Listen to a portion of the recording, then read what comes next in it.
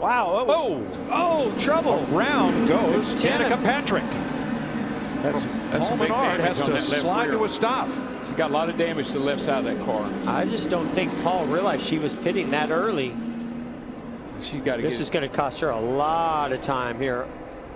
Got to get in the box. Goodness. Matt. Danica Patrick. You can see the 43 of Almirola get inside Danica. Danica's trying to get it slowed down. She's got Menard on her inside and the 32. She cut right across Bobby Labonte's nose and into the path of Menard. Yeah, when you're pitting that early on pit road, you really need to get down as early as you possibly can to make sure that no one ever can get inside of you in that situation.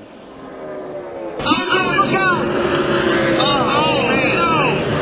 We talked about BP. Man, it's so hard to go from 135 to 35 miles per hour and just lost control and slid into the tire barriers. This is the most difficult pit lane to get on from the racetrack because you don't ever have a straight shot and you're coming off the banking, you're getting onto that asphalt. It's very slippery down there with rubber and speedy dry. You're trying to hustle the car on pit lane and you get on that flat and it's real slippery right there. See all the marbles and the dirt and the rubber?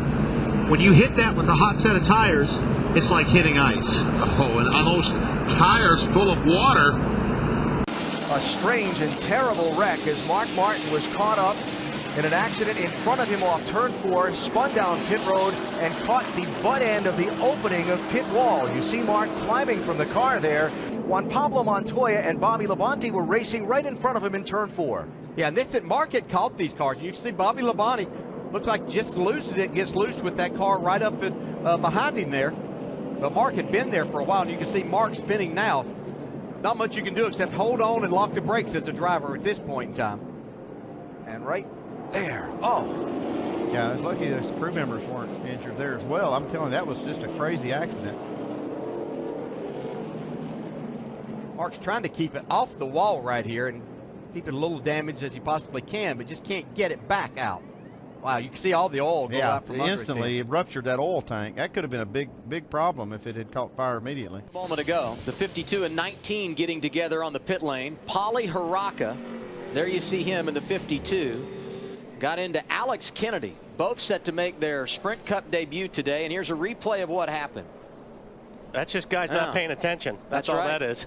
19, the white machine of Alex Kennedy, and Polly Haraka apparently not watching what's going on in front of him, just drilled him. I have no idea what he was doing on that. But let's see who. Earnhardt Jr., Jimmy Johnson, Michael Waltrip, Jeff Gordon, Kevin Harvick, your top 5 coming in. Oh, trouble! Jeff Gordon! Jeff Gordon and Michael Waltrip tangling. Gordon trying to go through Waltrip's pit to his stall, Bill. Yeah, a lot of confusion down here now.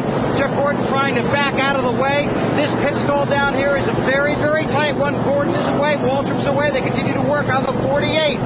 Check it out. Michael Waltrip's in front of Jeff Gordon, and his pit is the second one. He's got to go around Jimmy Johnson. And Jeff tried to... Whoa! Oh, man, look at the 48 guys right up on the hood of Jeff Gordon's car. Man.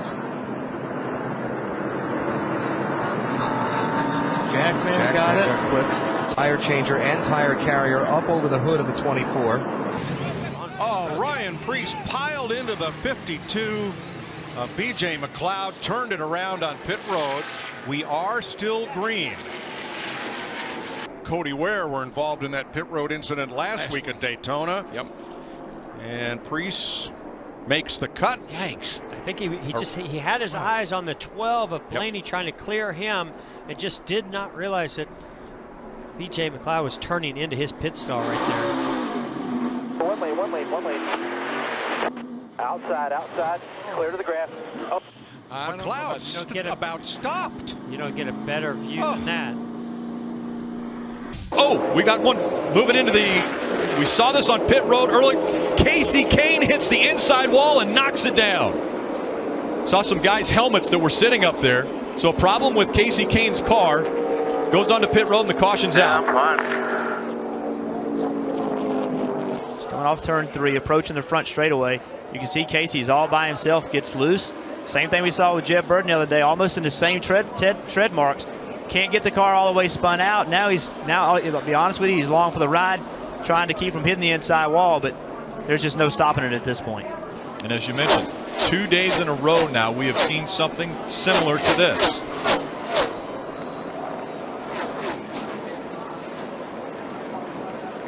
As I mentioned, some of the things that were sitting on pit road, crew members will put their helmets on pit road waiting before they have to go out there for a pit stop, and we've seen on these replays some things flying, one of those being a helmet. Trouble on pit road for Elliott Sadler. This car was actually on fire for a second. Damage on the front of the 19 car. They come out to him, and he's still sitting there. Could have created a log jam and all these cars trying to come down pit road. And Sadler happened to be right there, and now watch the move. Not sure of exactly how this happened. You see Montoya there. Well, actually, it's not even part of it. It's just That's a stack up there with the car. 96. Yeah, but Menard, Sorensen, Sadler, and Waltrip. That's the chain reaction there on pit road, and Elliott Sadler got the worst damage. yeah, I just looked up and saw this 19 car on fire, and then saw this 42 pull into the garage. I thought maybe he caused it, but he was no part of it at all. But the second was one for the books. Philip Ross slid into an opening in the pit road wall, his car exploding into a fireball.